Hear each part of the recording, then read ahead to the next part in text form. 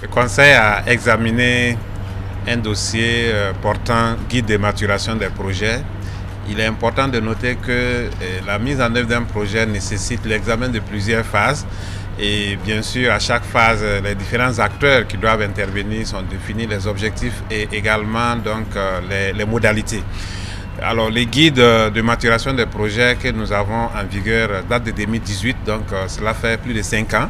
Et il est important que dans ce genre de situation, qu'on puisse s'arrêter pour regarder est-ce que les guides tels qu'il est prévu depuis 2018 répond aux priorités du moment, est-ce qu'il n'y a pas des ajustements à faire. Donc c'est ce travail qui a été fait à travers donc, une étude qui a montré effectivement que les guides en vigueur présentent quelques limites. Et donc la nouvelle version du guide prend en compte ces limites pour apporter donc des améliorations au guide de maturation des projets. L'innovation majeure, c'est effectivement le fait que dès l'élaboration de la fiche de projet, il faut passer au Conseil des ministres pour que le Conseil puisse examiner, également donner des orientations par rapport bien sûr aux priorités du moment. Parce qu'il est important de noter que les projets et programmes sont réalisés en lien avec le plan d'action de stabilisation et de développement qui constitue aujourd'hui le référentiel en matière de développement. Donc c'est toujours important que nous puissions nous assurer que les projets et programmes qui sont financés par l'État ou avec l'accompagnement des partenaires puissent véritablement répondre aux aspirations du moment.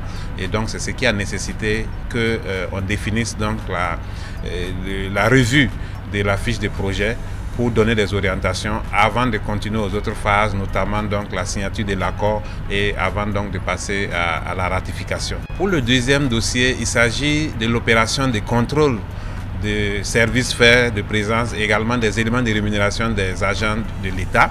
C'est la deuxième phase parce que la première phase avait concerné les agents publics qui émargent au SIGASPE. Mais cette fois-ci, il s'agit des agents publics de l'AGSP, qui est l'Agence nationale des soins de santé primaire. Et aujourd'hui, nous pouvons dire que le contrôle s'est bien passé.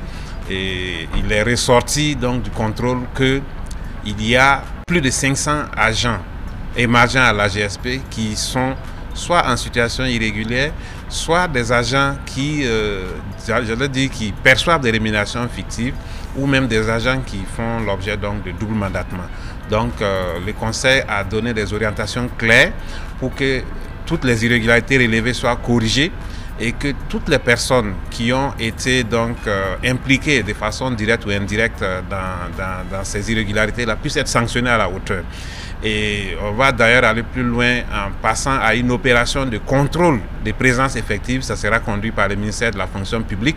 Et il est important que dans toutes les structures, les premiers responsables s'assurent que tous ceux qui sont sous leur coupe, qui émargent le budget de l'État, sont effectivement à leur poste et travaillent. Sinon, à l'issue du contrôle, nous allons donc faire le point et identifier tous les agents qui ne sont pas là et qui continuent de percevoir les salaires.